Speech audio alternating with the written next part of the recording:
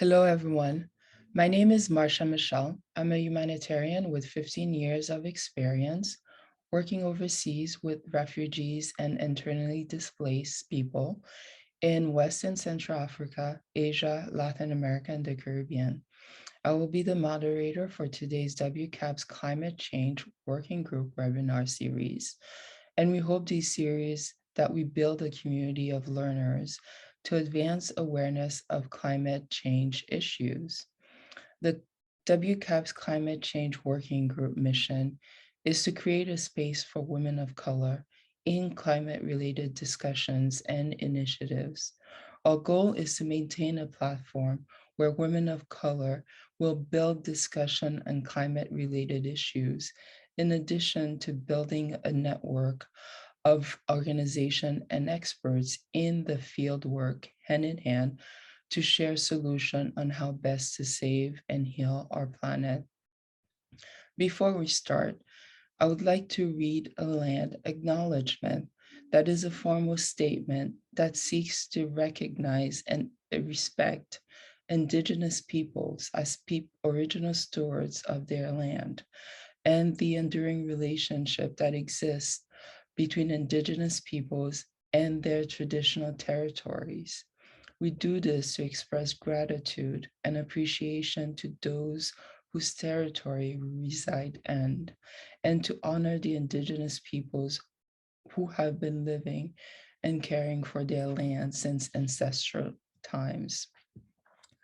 Recognizing them also mean acknowledging the historical and ongoing genocide of Indigenous peoples and the way in which we benefit and contribute and ongoing genocide of Indigenous peoples and the ways in which we benefit and contribute to violence towards Indigenous peoples, naming the original and current stewards of the land we live on is a first step towards making reparations.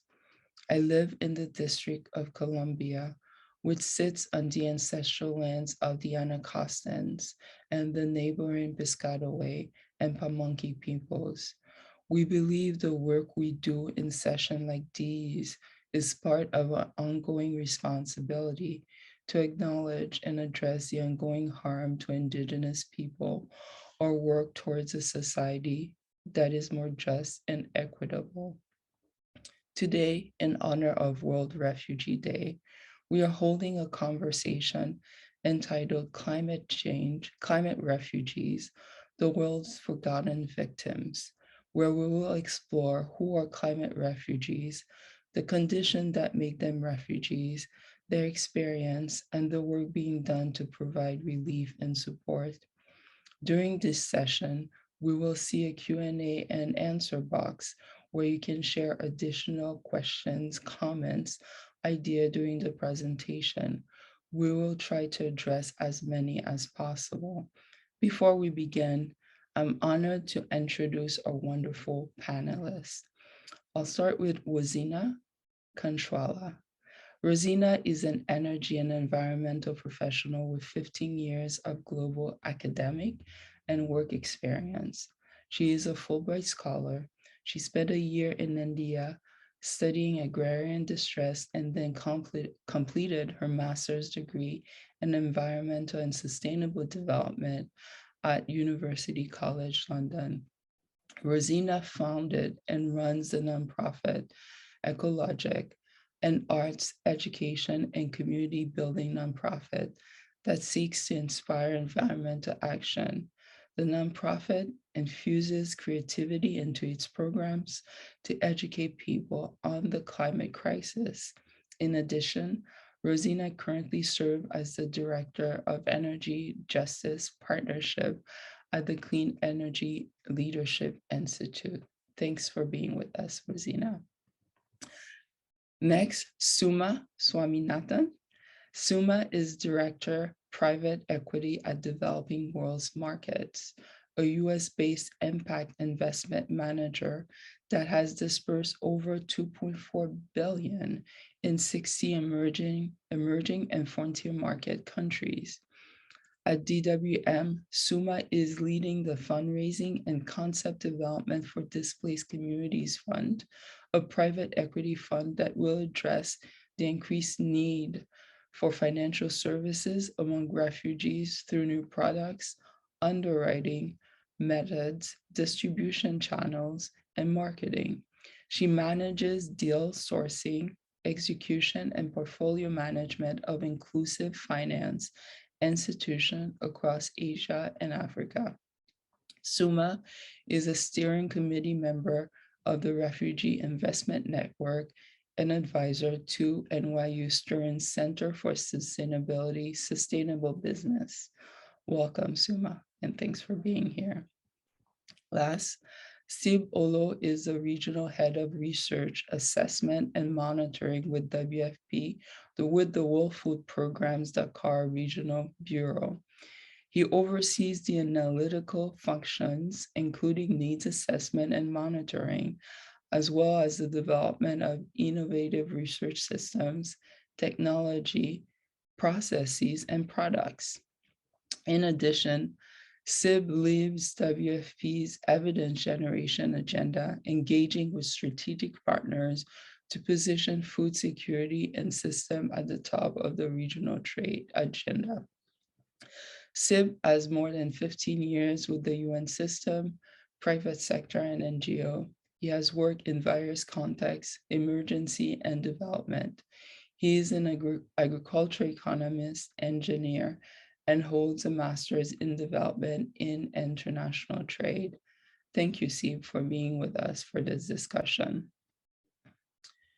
Climate-related disasters will be one of our biggest challenges because we'll see greater displacement and migration.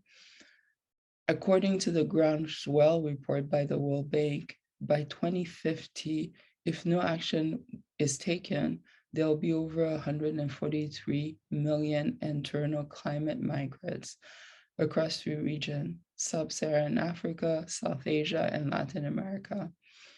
To begin our conversation today, I'll turn to Sib and try to get more information, more understanding of who are climate refugees, and is this displacement happening now? Thank you, Marsha, and again, good afternoon. Thank you for having me, and I hope you can hear me okay.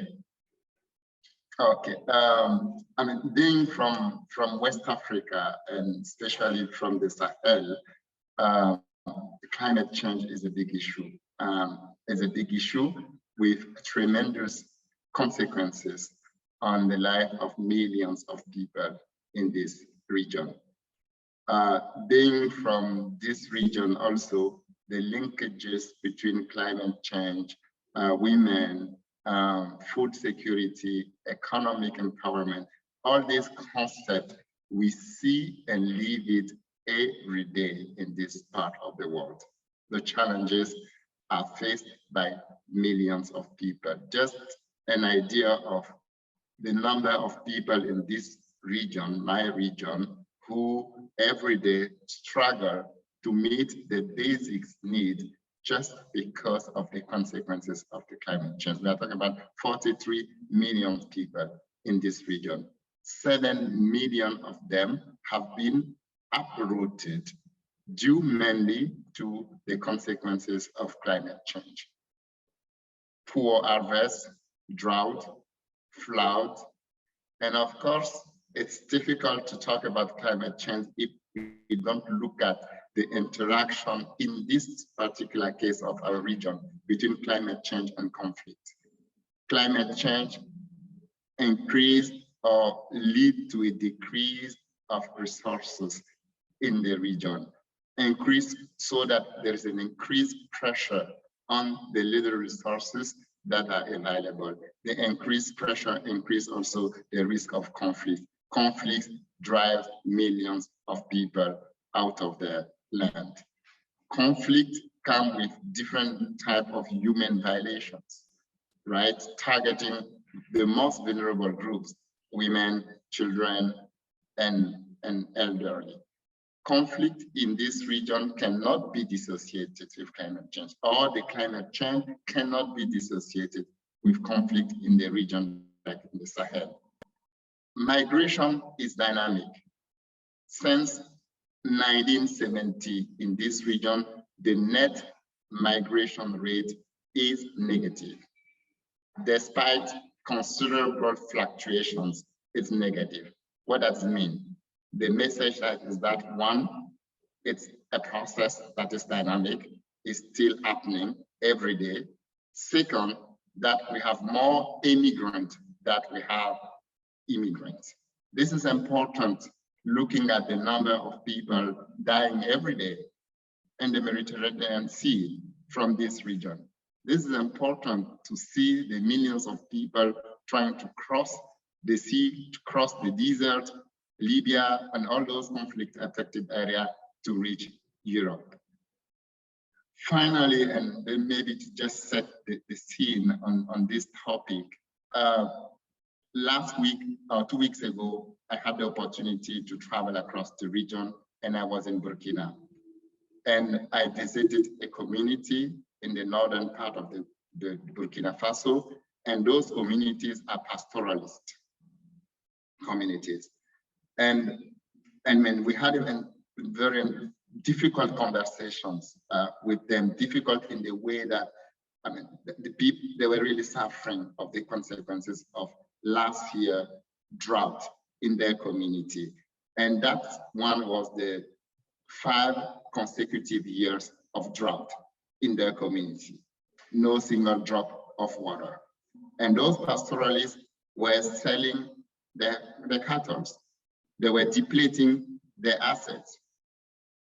Their kids were not going at school because they have to take, there is no resources for them to pay school fees, educate their children. So then it's not entertaining a cycle of poverty, a cycle of vulnerability for those communities. So we have certain group of people in this region where I live, and I think this is true worldwide, who have been or are still suffering or are suffering and will continue to suffer of the consequences of climate change that is happening every day, with temperature increasing, with more recurrent drought and flood that we see in the region. Thank you. Over. Thank you so much, Sib. Really interesting perspective. And I'm wondering if my other colleagues on the line, Suma or Rozina, would like to add anything to what Sib already mentioned. Sure. Thanks, Marsha. Maybe I can start off with just one additional lens that we think of. I think that the summary that Sib provided was very comprehensive, and completely agree with everything that was said there. The other way, in terms of the fundamental question of who climate refugees are, how you think about them, whether it's happening now. I mean, maybe I can speak to it from the work that we do, which is partner with financial institutions. And so we look at it from inclusive finance for these low to middle income communities in a lot of the same regions, majority of whom are women.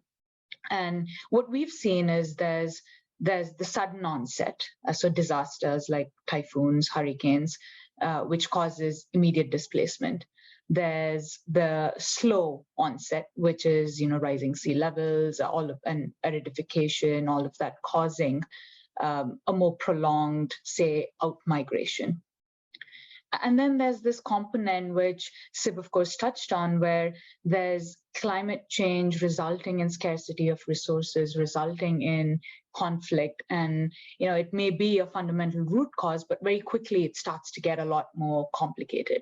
And in what we've seen, at least in our companies and investees across the world, I mean, as a quick stat, in just South Asia, all of the portfolio companies within our private equity portfolio that are in South Asia have experienced an impact on their portfolio because of sudden onset climate events and disasters. And so it's already here. We've already started to see it. In terms of migration, out-migration, because of low scarcity or scarcity of resources, because of drops in production yields, we've started to see that too. Across the world, I'd say about 75% of our overall private equity portfolio has already started to see this rural to urban migration or other forms of out migration. And so, yeah, I think in summary, it's already here. We've seen it. We are only going to see a much more multiplied and exponential growth, unfortunately, if things continue the way they are. You mentioned the Groundswell report.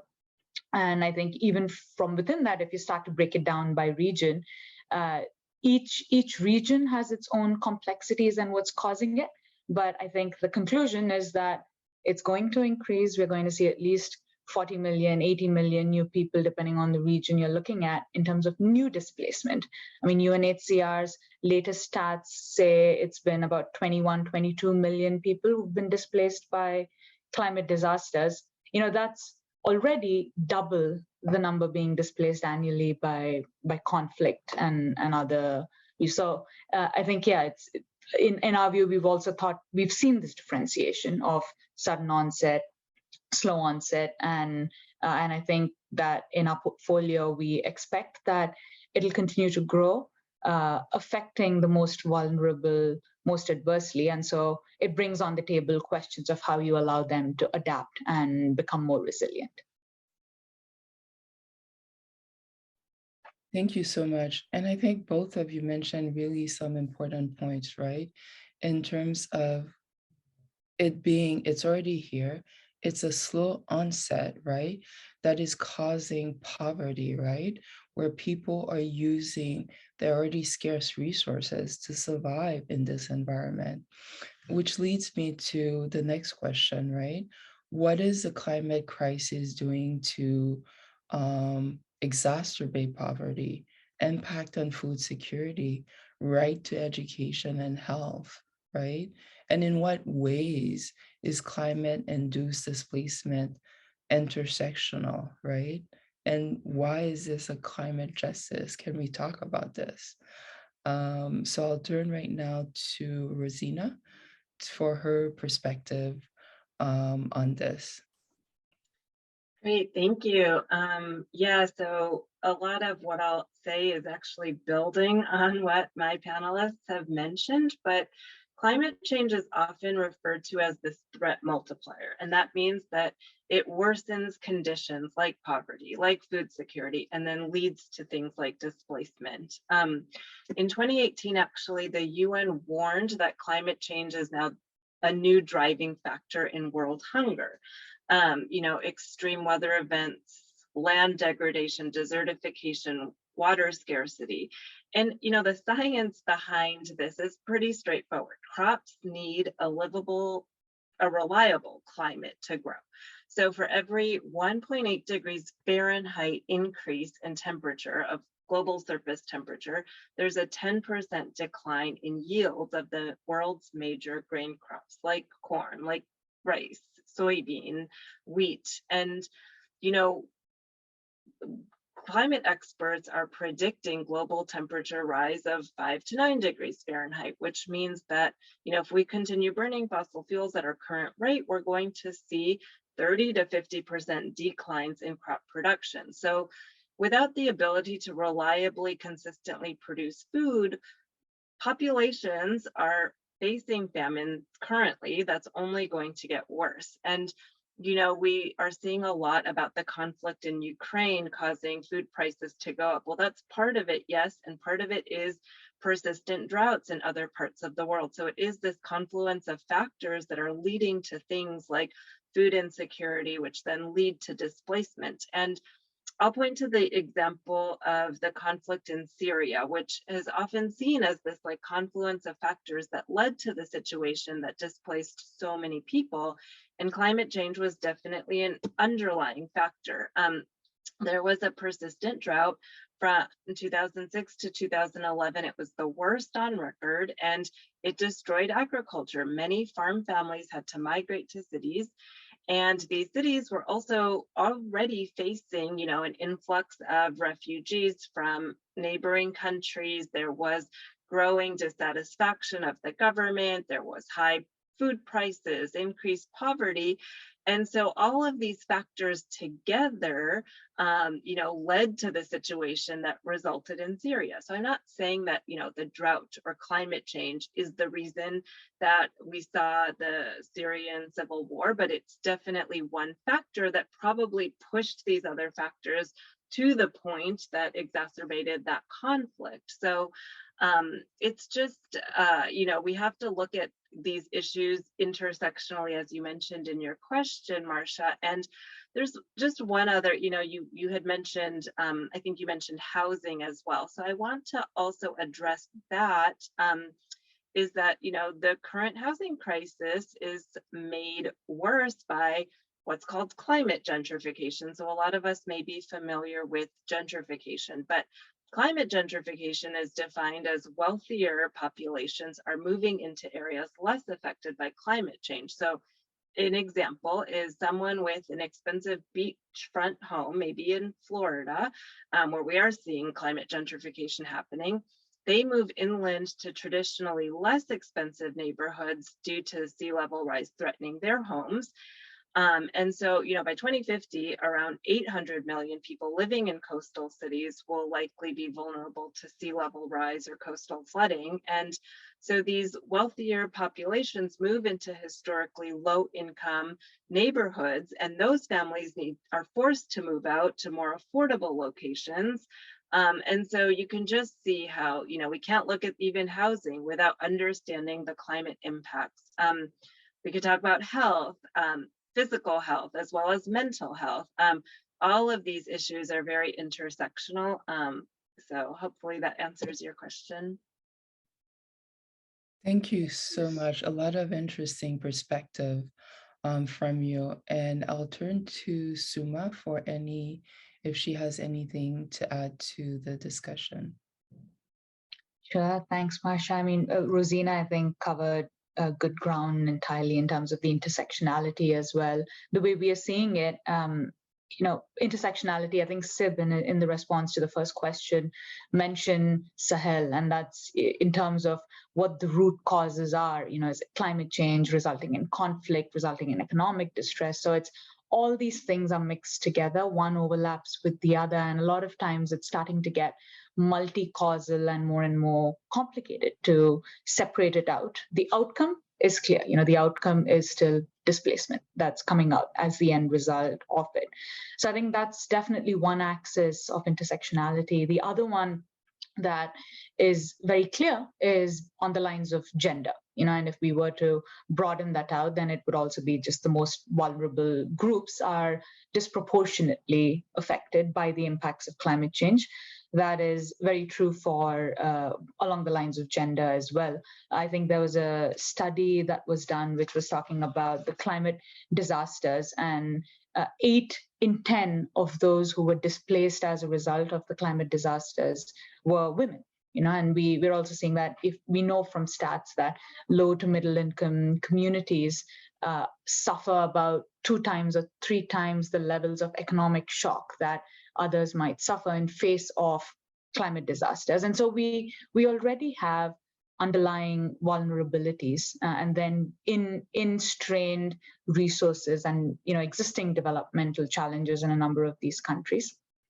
And to that, climate-induced displacement effectively is exacerbating those underlying vulnerabilities and then resulting in forced migration and displacement. And I think that's one of the key areas as we are thinking through how to address it, is very much along the lens of gender, as it is for a number of other situations as well. But how do we incorporate a lens of ensuring that any product or any intervention that's being provided to address this issue is bearing in mind the added vulnerabilities of a certain segment, and how we can work to incorporate structural solutions that will make it better. Great, thank you so much. I think this is at the heart of the discussion, right?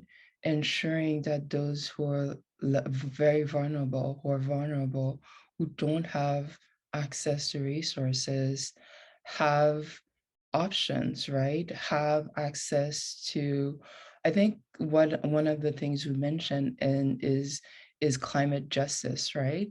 But also who has access to it as well. I think Rozina mentioned something very, very important in terms of people with resources who are moving into areas that are less vulnerable, right? But what about people who are already in those areas as well? So this is an important factor for us to keep in mind is having climate justice, but also who has access to it. This leads to another quite difficult question, right? And I'll turn towards Sib. How difficult it is to be displaced in our current political context, right? Thinking of all the places, I'm thinking right now of Bangladesh, where the Rohingyas fled violence, or in a country that is prone to disasters, right? They're right in the middle of it.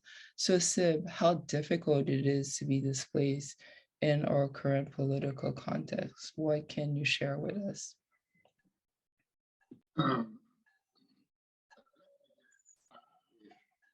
I can't hear you, sorry. Can you hear me? Yes. Can you hear me? Okay. Let me start with reflecting on two things. The first one is who are the polluters? And for us, being from a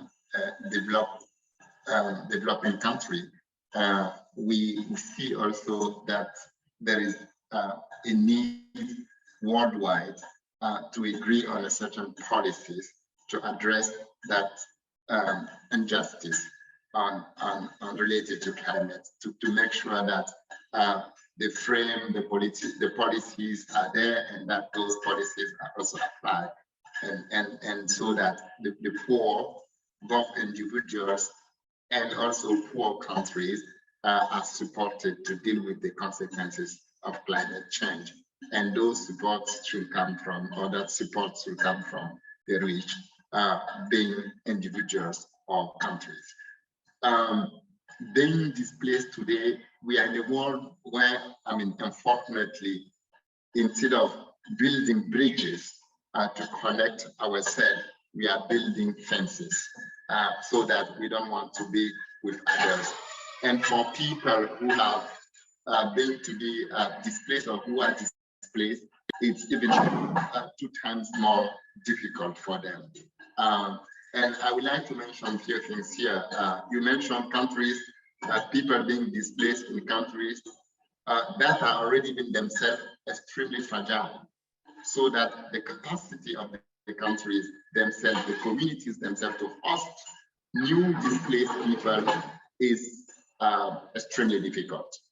In the context of context like GFC, where I've been for many years, what we saw is that the first, response to the crisis or to the displacement or migration come from the host communities themselves. What are the level of resilience of those communities themselves to be able to cope with the new influx of migrant or internal displaced people? I think there are also some, let's say, way of thinking about being a displaced in this world. And I can give concrete example because I think that's more really from the field also. And in Niger, I went to Tilaberi, and in Tilaberi, you have been there, Marsha, and I had the opportunity to sit and talk with the internal displaced people,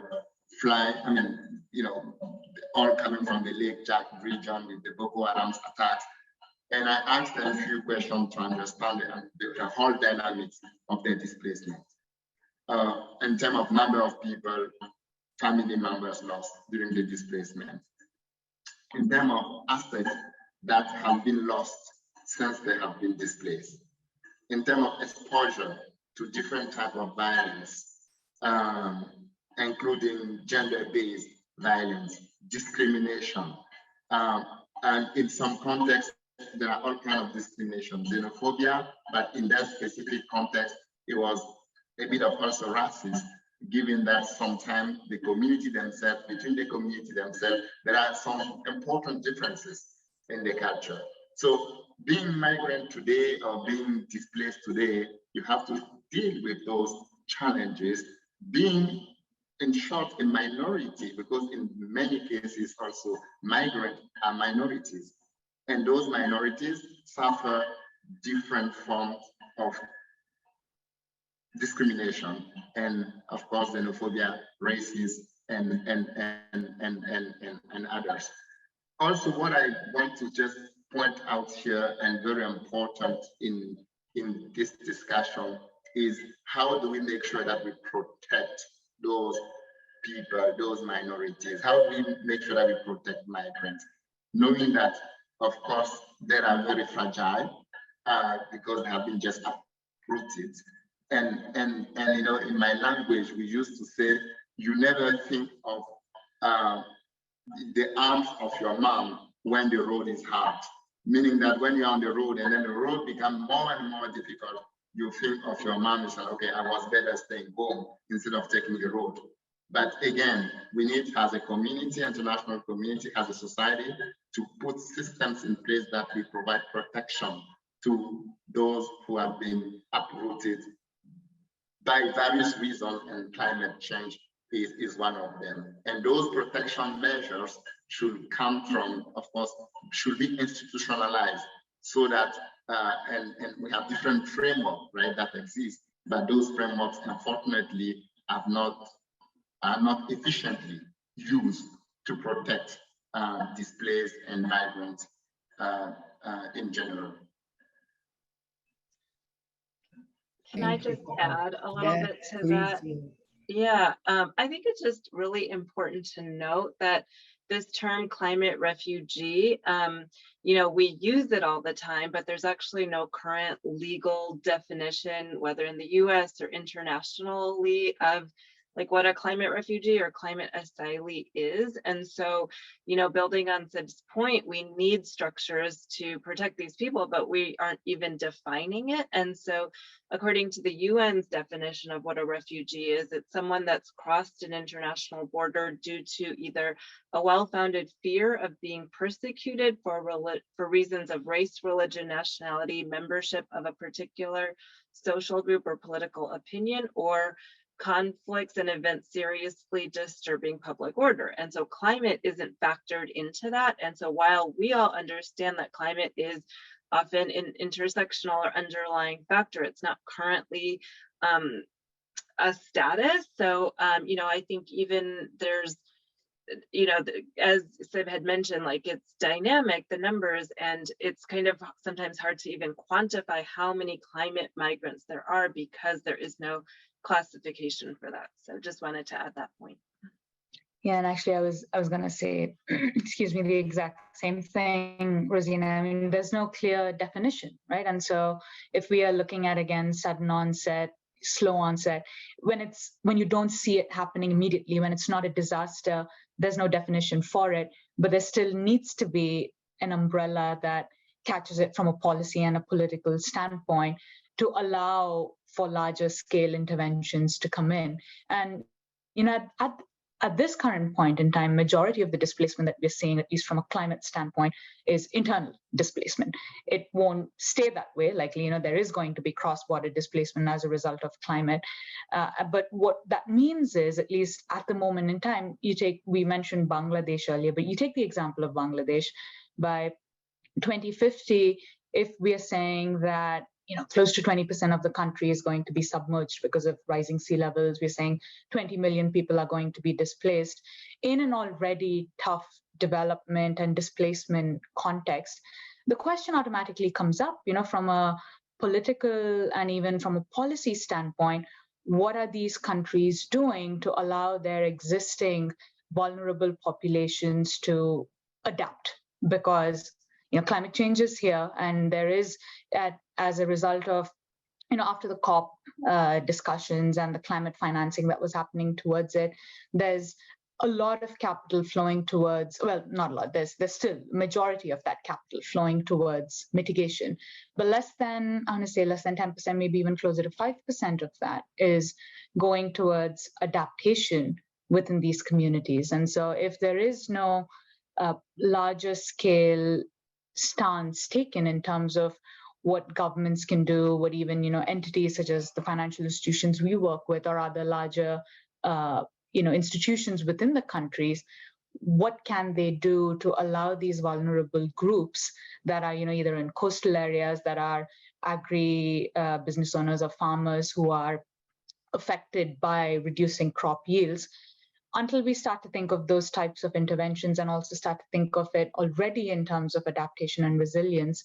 I think from the next steps are the 20 million being displaced in Bangladesh by 2050. We're not going to be able to reduce that number down. Excellent point. I think it's really important, and all three of you mentioned it, not having a common understanding, definition, on the issue only worsen the situation for those who are displaced. And continuing with this line of thinking, what are the regions who are bearing the brunt of the consequences of climate change, right? What do these regions see the majority of, what region do we see the majority migration coming from? And where should we see migration in the future? Where do displaced usually end up migrating to? And I think all of you have pointed out to some of the issues. So I'll turn to Sib and others to see if they have any additional comments on those. Yes, I just want to make a few points here. The first one is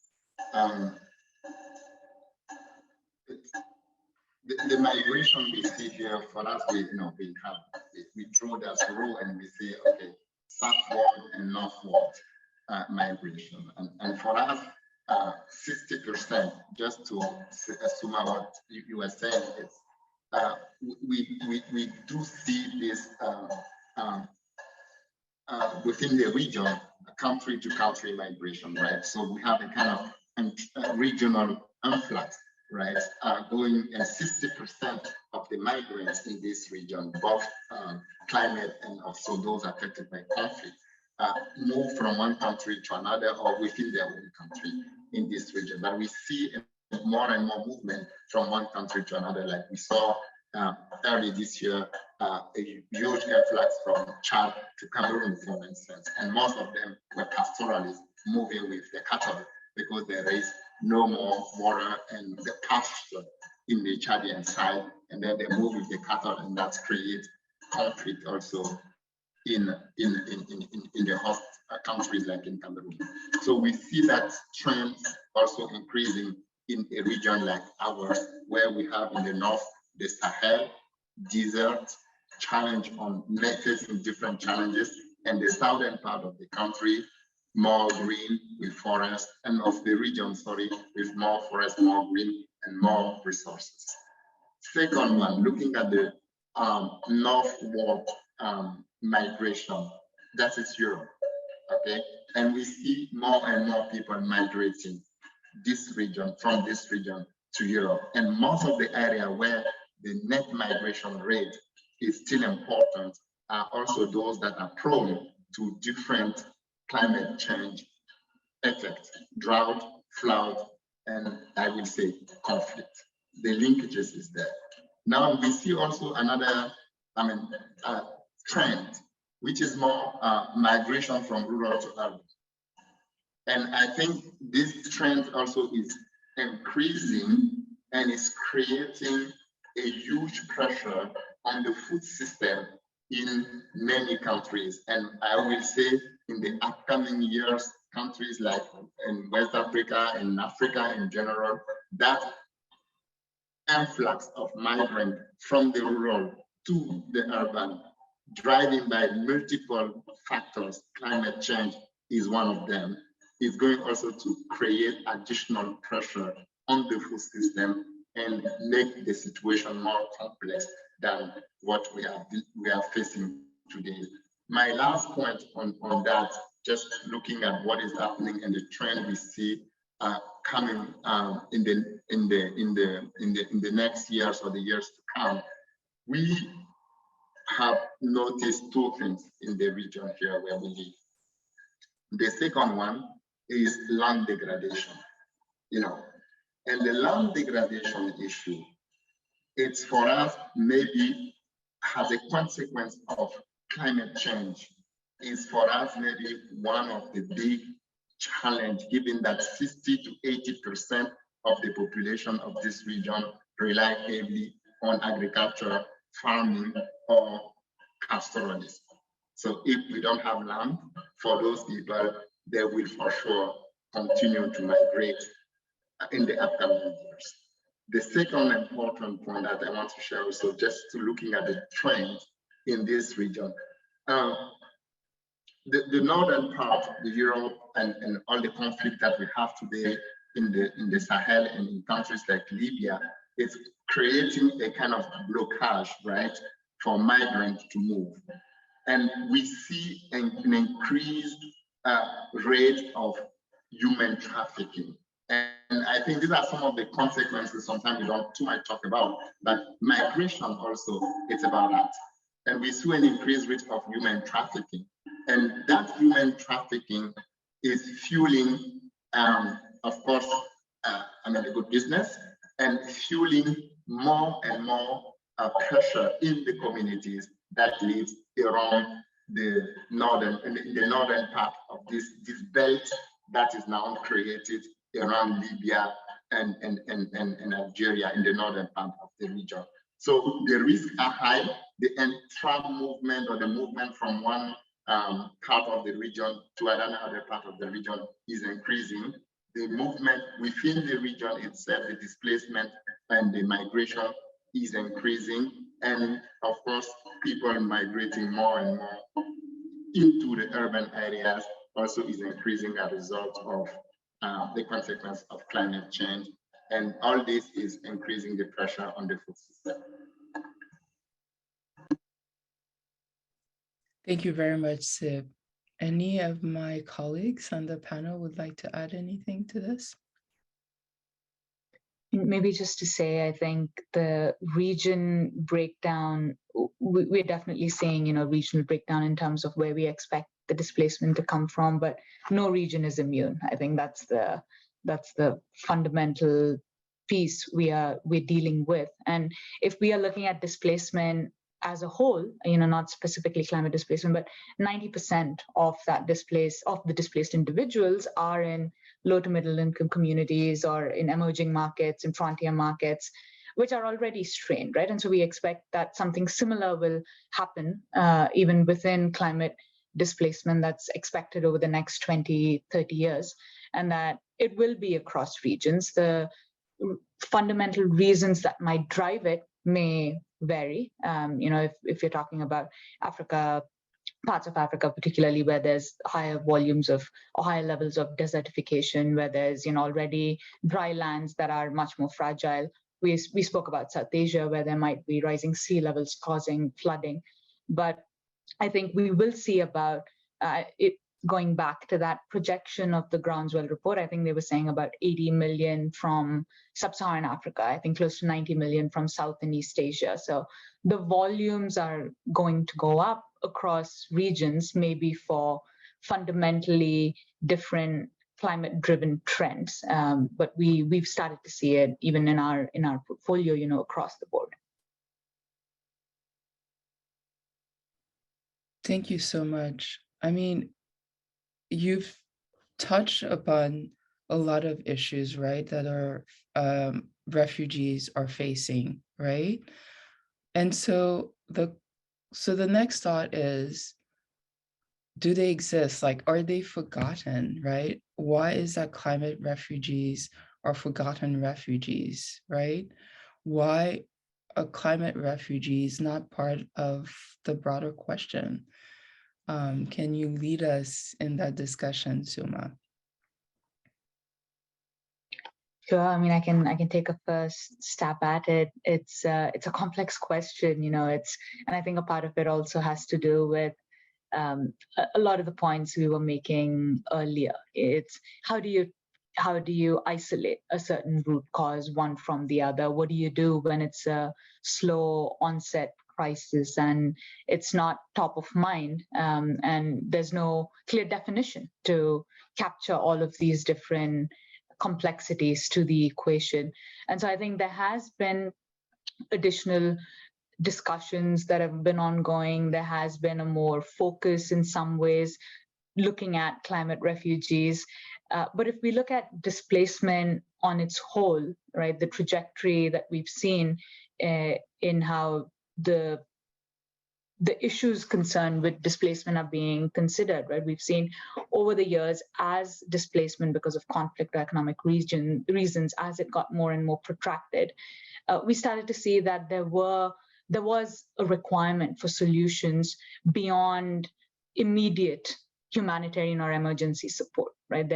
These individuals are in these regions for now 5 years, 10 years, 15 years, and there's a need for a handshake to happen between that towards development, right? And that's a trend we've seen over the last, easily 20 years or so in displacement itself. And now is when we're starting to see maybe a few more solutions that are being developed, whether it's by UNHCR, WFP, even private sector actors like DWM, like us, looking at a fund that would look to invest into this issue, addressing it at scale. And so I think for that to happen, there has to be, one, a clear understanding across all parties about what we mean by climate, whether we call it refugees, those displaced by climate, whichever phrase we use, but there has to be a clear understanding. And then from that point on, as a next step, I think there's a recognition that this is only going to increase, and so any definition or baseline that we are working with has to be forward-looking in terms of saying, this is going to happen, that there are going to be different kinds of displacement that we are seeing, internal, regional, out migration, and how do we ensure that it is all falling within the bucket to allow us to address it adequately. And so I think to some extent there is a growing recognition, that climate migration is here and it's here to stay. There is a need, like we've said, for definition to allow us to make sure that any intervention is happening at scale. And this may be as a result of the industry I operate in, but I do come from the private sector. And I think the earlier we can try to look for where solutions that can bring capital at scale can fit in, and I do believe there's potential to do that, then the sooner we do that, the better, because we've already learned it now through the last decades or so on how to handle something like that in terms of protracted displacement broadly. And so applying the same set of learnings to the new and evolvingly complex area of climate migration, I think will be important. Thank you, Suma. And I wanted to add one last one question to this. We talked about a lack of framework in defining who are the refugees, climate refugees. But in addition, do you think is racism part of the issue as well? Should I give that a first Sure, answer? go ahead.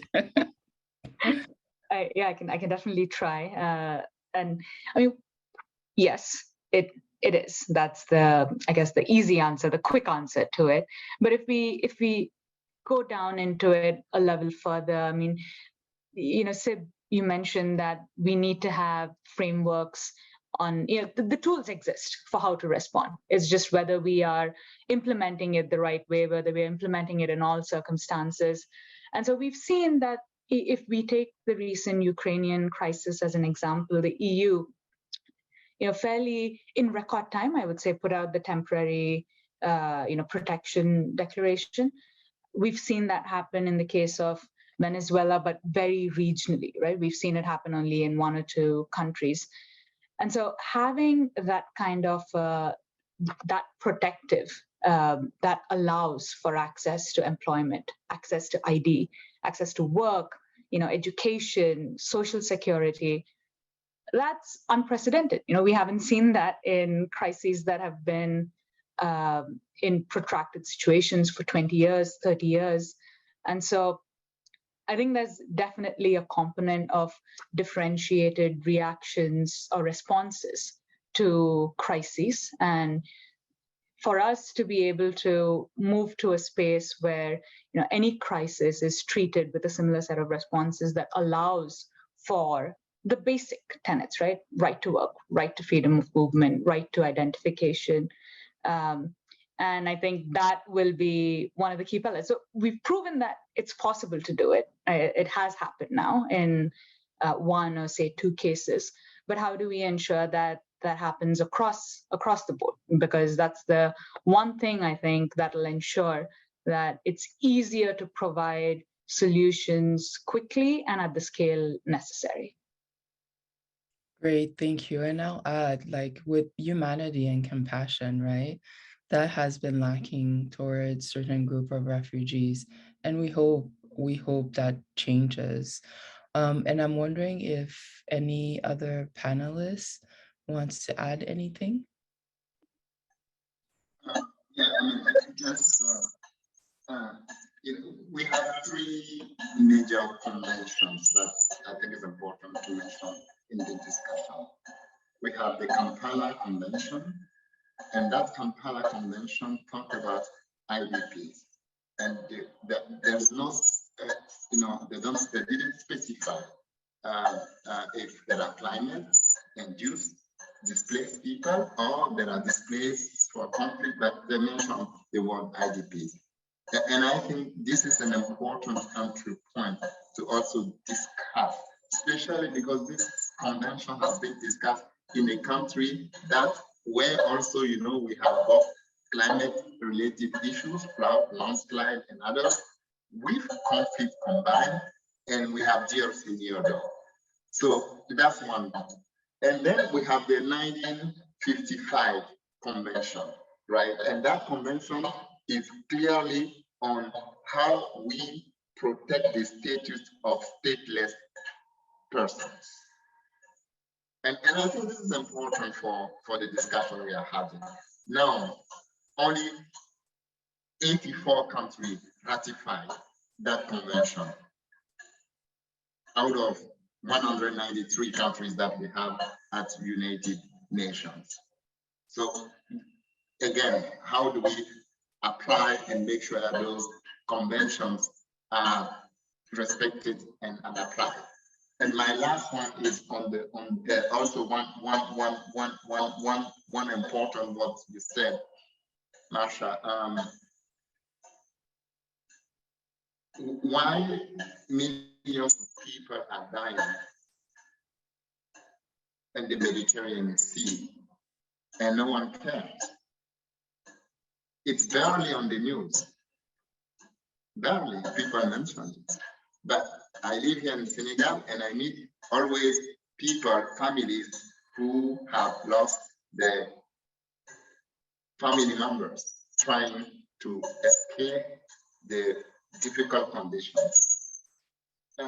Why millions of, you mentioned the Rohingyas, millions of them died both in the displacement and even when they have been in the places hosted. Barely the news mentioned the life or the situation of those people. 5 million people displaced in Jersey, no one is talking about it. So I think there is an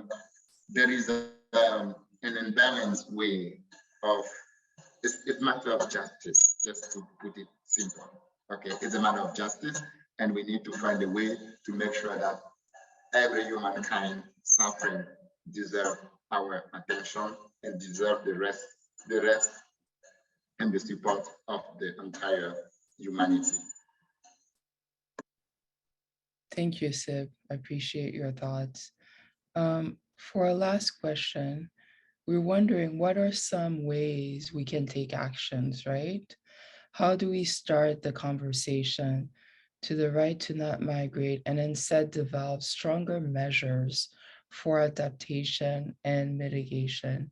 And I'll turn to you, Rozina, for some thoughts. Thank you.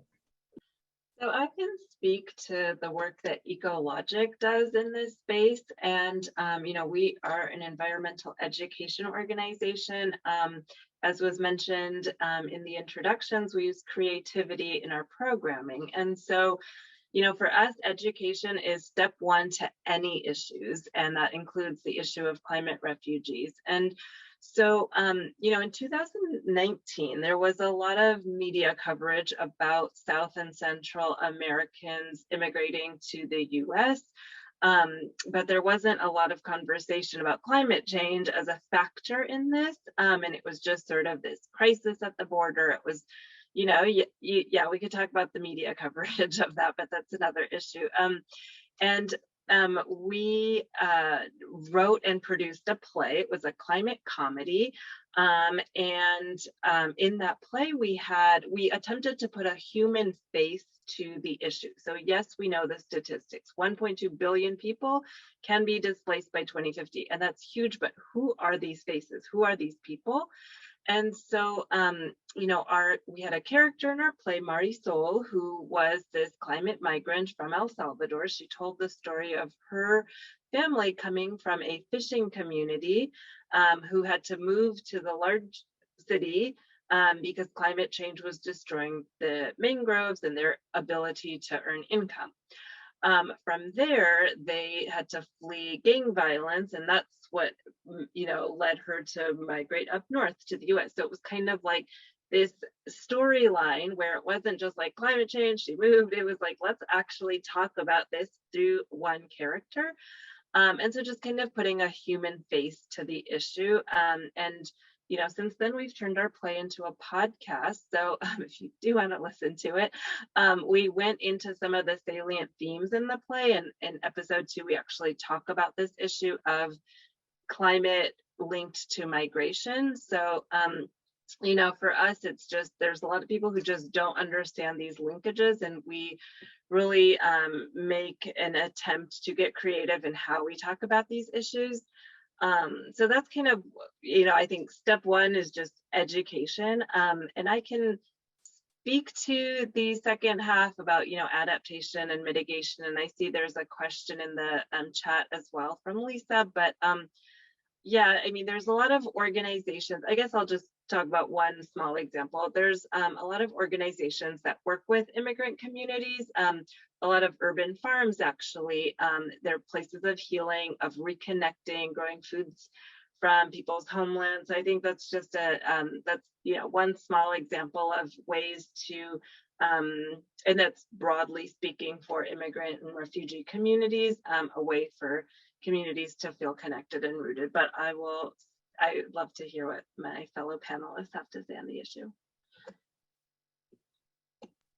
Thank you so much. Suma, Sib, do you have any other thoughts?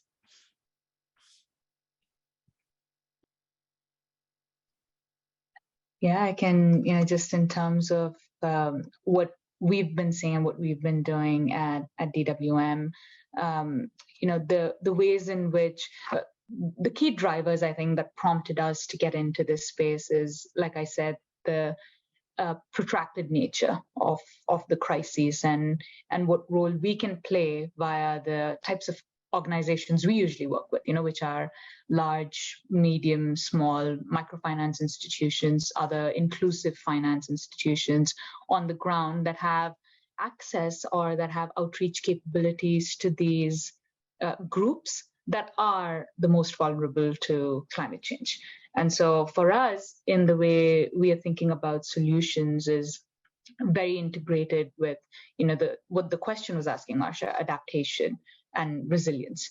And practically speaking, how we do that, or the way we think we can play a role, is through working with these financial institutions directly, because they are the touch points to millions of low to middle income individuals who are at risk of displacement, who are already displaced or are part of the vulnerable host or source communities, where we expect there to be increased vulnerabilities to the impact of climate change. And so from an adaptation standpoint, it could be something like housing.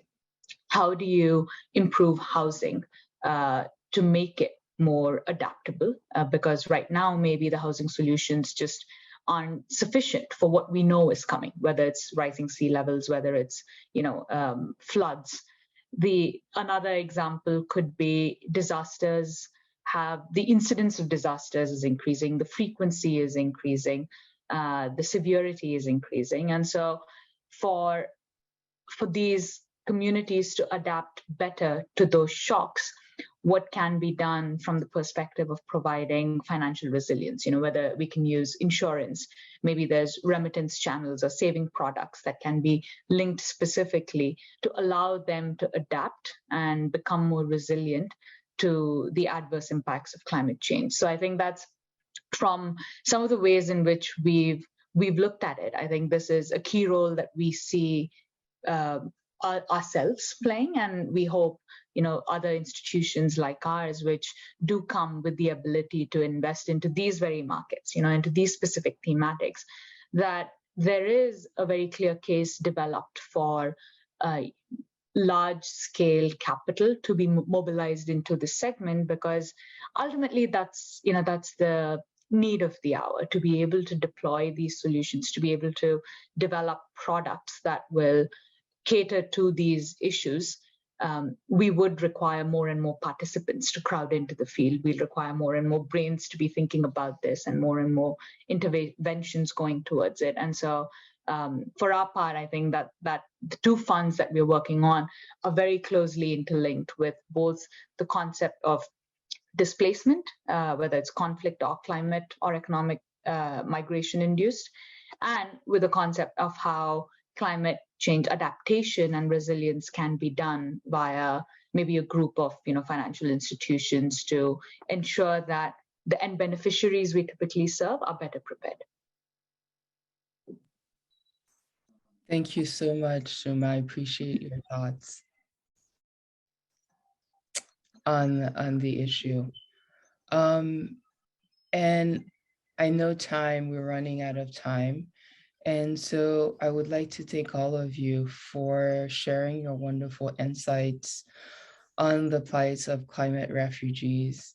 And we hope that this is only the beginning of the discussion that will lead to better understanding and compassion towards climate refugees, but also for policy change. With everything that's been spoken, we have a few questions, comments from our audience, which I'm sure we'd love to hear your insights upon. And so I'll turn to the first question for discussion. Much of the investment today seems to be directed towards climate mitigation, but given the outsized impact of climate change on low-income and vulnerable communities, it seems that adaptation is the greater area of need. Do you see adaptation solutions serving to address the need of climate refugees and possibly preventing the outmigration from source communities? Are there any examples of this? I'll turn towards my panelists to see if anybody wants to take it first. Go ahead. Yeah.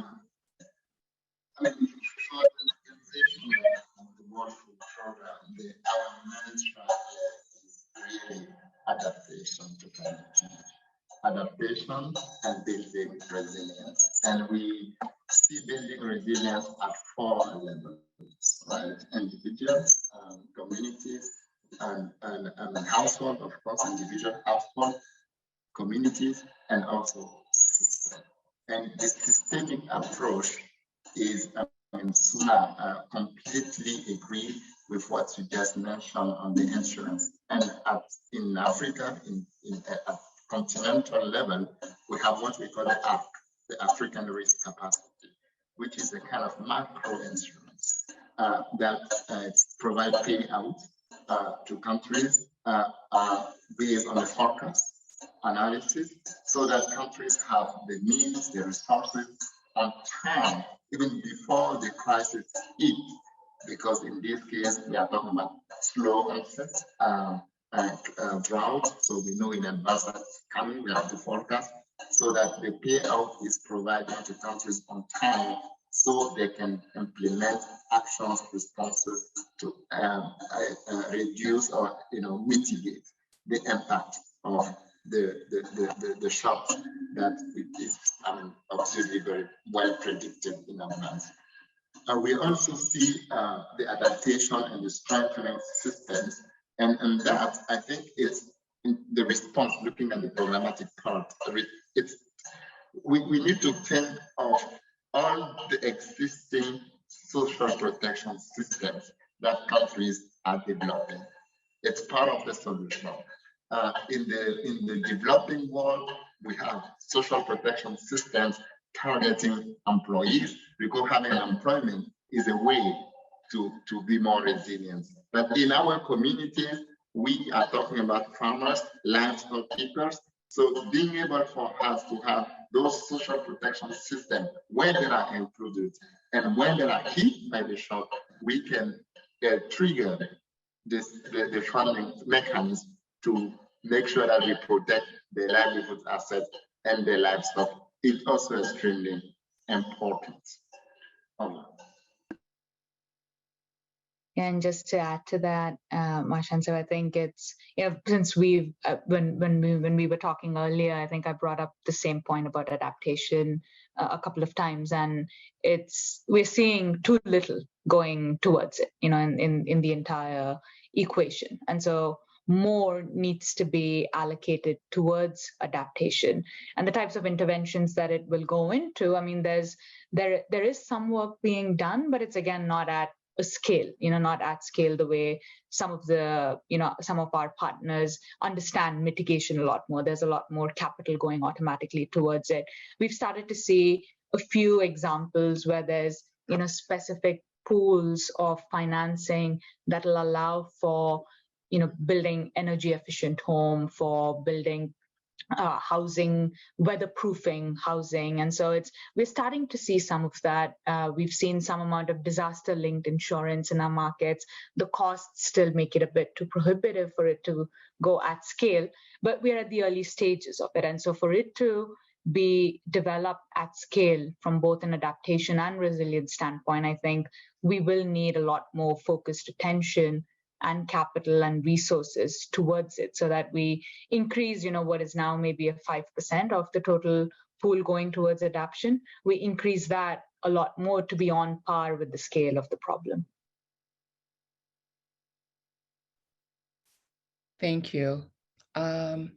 We have one last question, and it's for everyone on the panel, right? Given the urgency of displacement linked to climate change, do you believe international policymakers and practitioners should focus more on helping people stay in their homelands, or ensuring refugees are supported in host areas? I mean, this is a really important question, right? I've seen it in Mexico, where migrants are coming. We have people coming from Honduras, El Salvador, and these are people who have been victims of cyclones, right? Who stayed there trying to rebuild their lives, and they couldn't.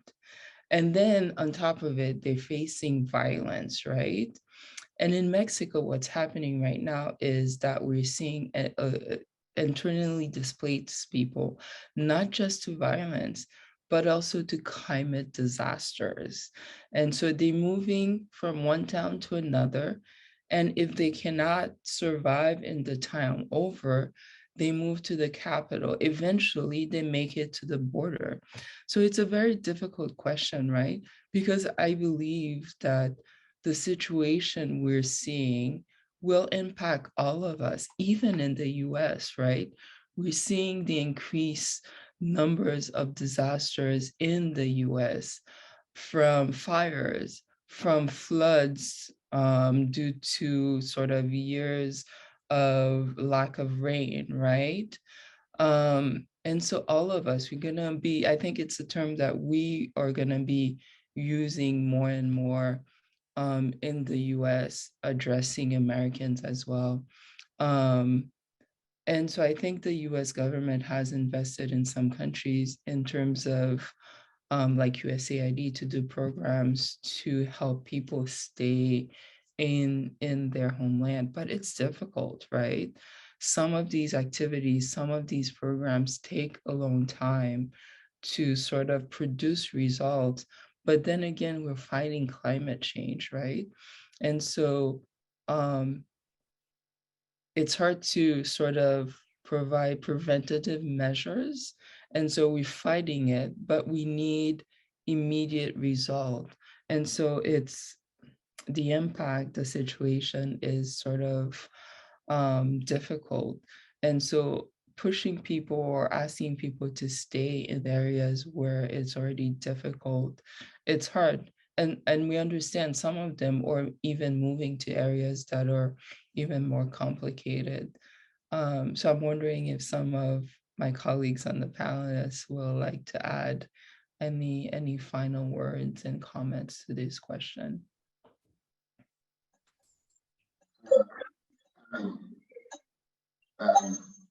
Migration is sometimes the final option for people when they have exhausted all the existing options. So it's never, and it will never be an easy choice for people. So if we can, there are systems, support assistance that help people stay in the communities of origin and then migrate.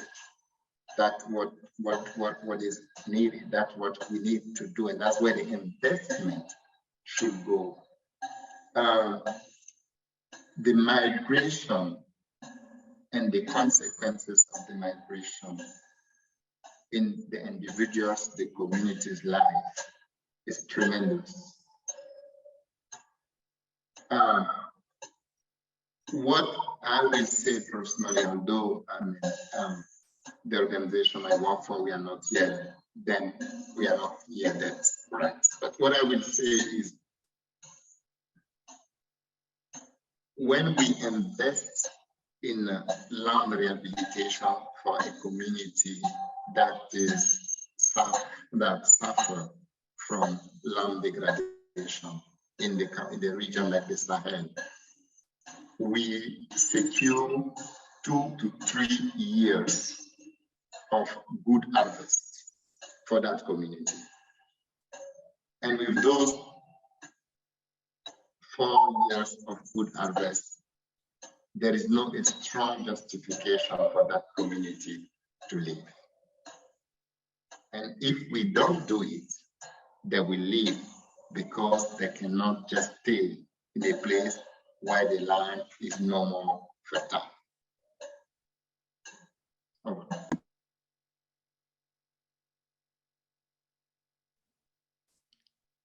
Thank you, Sib.